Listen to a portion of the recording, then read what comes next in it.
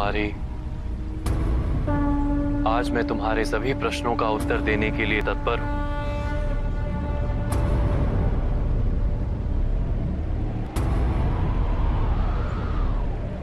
महादेव कौन है?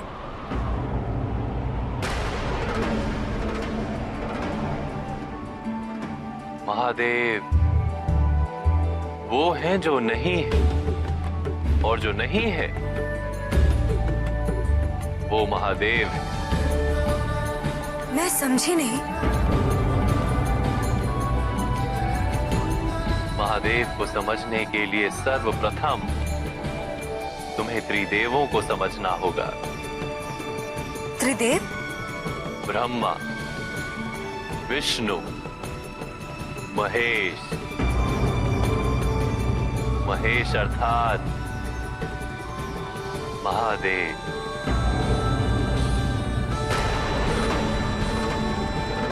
ब्रह्मा? ब्रह्मा कौन है? संसार के रचयिता। विष्णु? संसार के संचालन करता। और महादेव? संसार के संहार करता। जो विनाश करके संसार को संतुलित रखते हैं।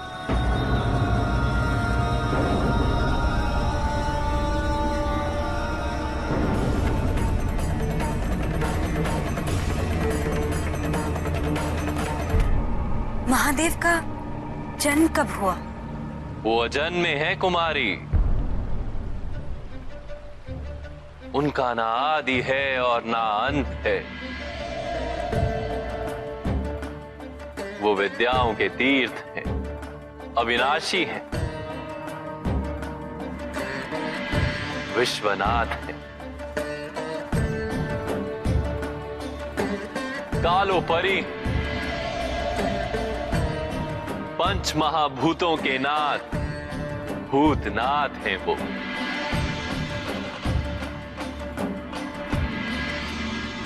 कहाँ रहते हैं?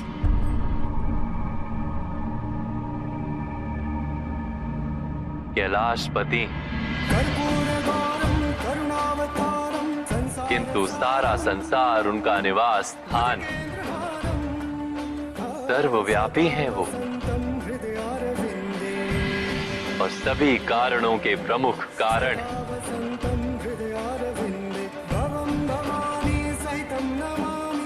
महायोगी, वैरागी।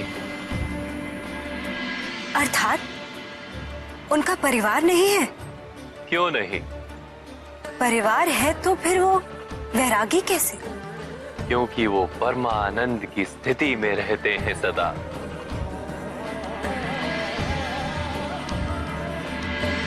और उनकी इसी परमानंद की अनुभूति समस्त संसार के लिए भी आवश्यक थी।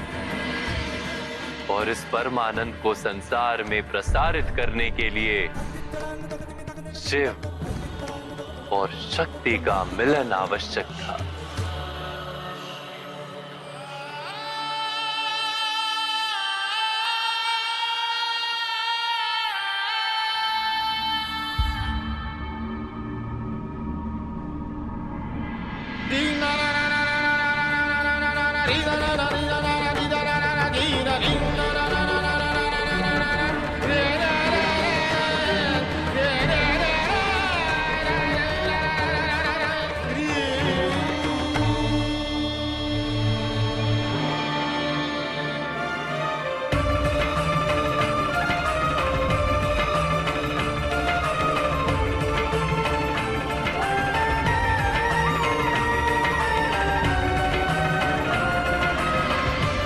और फिर महादेव का सती से विवाह हुआ।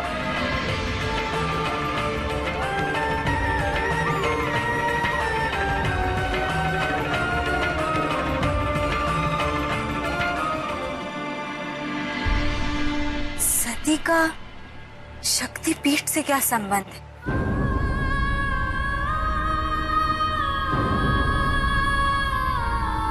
शक्तिपीठ का स्पर्श करके क्यों मुझे ऐसा प्रतीत हुआ जैसे कोई सती को पुकार रहा हो। सती का शक्तिपीठ से कोई संबंध नहीं,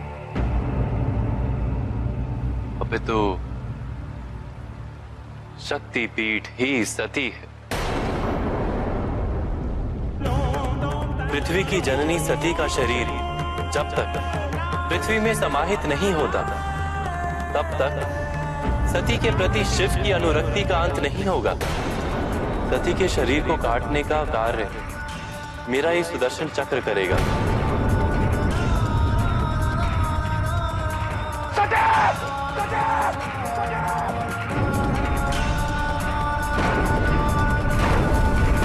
इस शक्तिपीठ की रक्षा का संपूर्ण दायित्व तुम्हारा है। इस महाद्वीप पे जहां जहां शक्तिपीठ की स्थापना होगी, वहां मेरा एक भैरव रक्षक के रूप में विद्यमान रहेगा।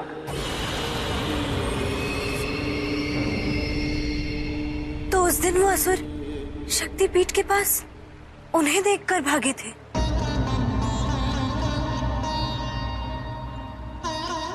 इसलिए मुझे अनुभूति हुई, क्योंकि वो महादेव के ही एक रूप है।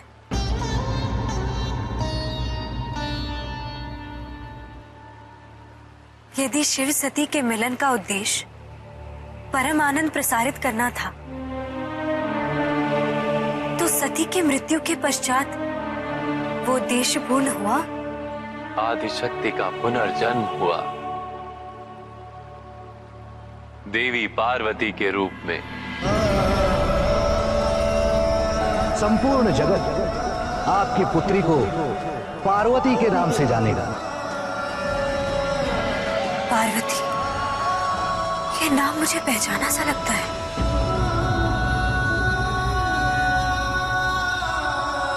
देवी पार्वती की ये यात्रा अत्यंत कठिन थी, क्योंकि उन्हें महादेव को साधना से बाहर निकालना था। हम आपके सम्मुख है स्वामी, आपकी अर्धांगिनी। अब तो नेत्र खोलिए महादेव। अब हम नवीन मर्यादा के साथ अपने पत्नी धर्म का पालन करने हेतु आपको पुनः समर्पित है। नेत्र खोलिए ना स्वामी। जब महादेव ने नेत्र नहीं खोले, तो देवी पार्वती वर्षों तक महादेव की साधना में लीन हो गए। तो क्या महादेव साधना से बाहर निकले? हाँ कुमारी पार्वती,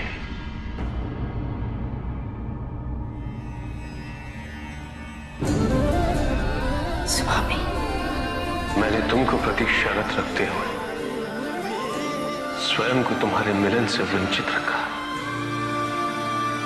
किंतु तुम्हारी तपस्या पूर्ण होने के पश्चात इसी क्षण में तुम्हें स्वीकार करता हूं।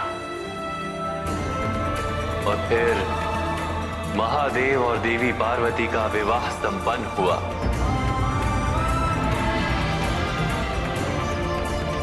और उनका परिवार कैलाश पर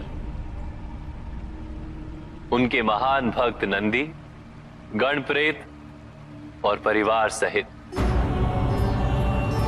2 पुत्र कार्तिकेय और गणेश।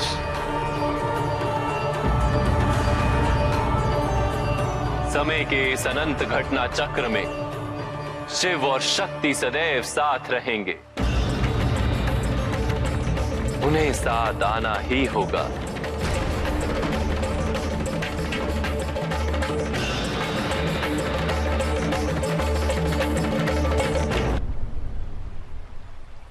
और कोई प्रश्न? वो दिखते कैसे?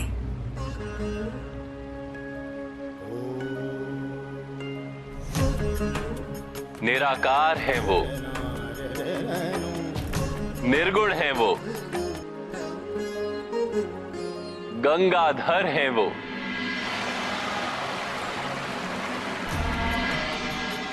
चंद्रशेखर भी वही। शंकर शिव भोले उमापति महादेव, शंकर शिव भोले उमापति महादेव, पालनहार परमेश्वर त्रिलोचन है वो, पालनहार परमेश्वर विश्व रूप महादेव।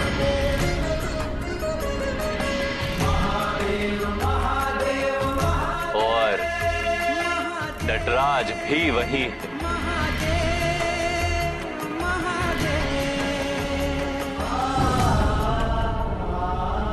कर्पूर के समान गौर वर्ण है उनका,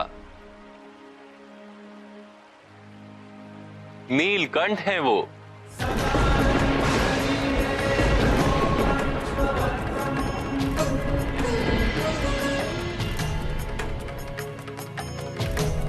सर्प उनका कंठहार।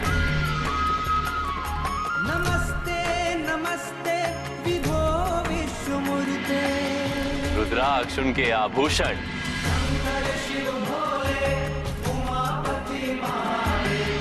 हाथ में त्रिशूल, शरीर पर भस्म, नेत्रों में परमानंद और मुख पर भोलापन।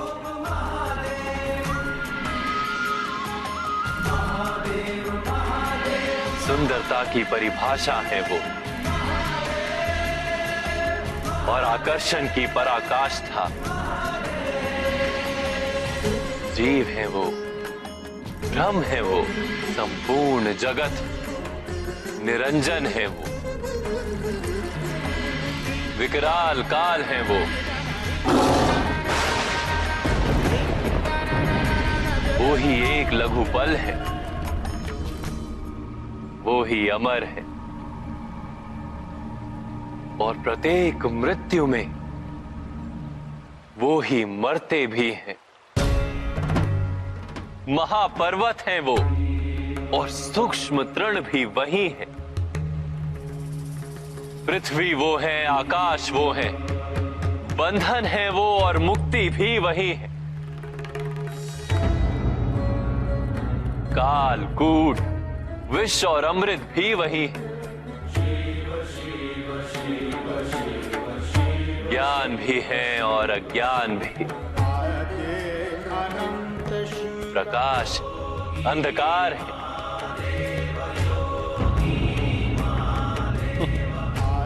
दुविधा है वो और निर्णय भी वही है।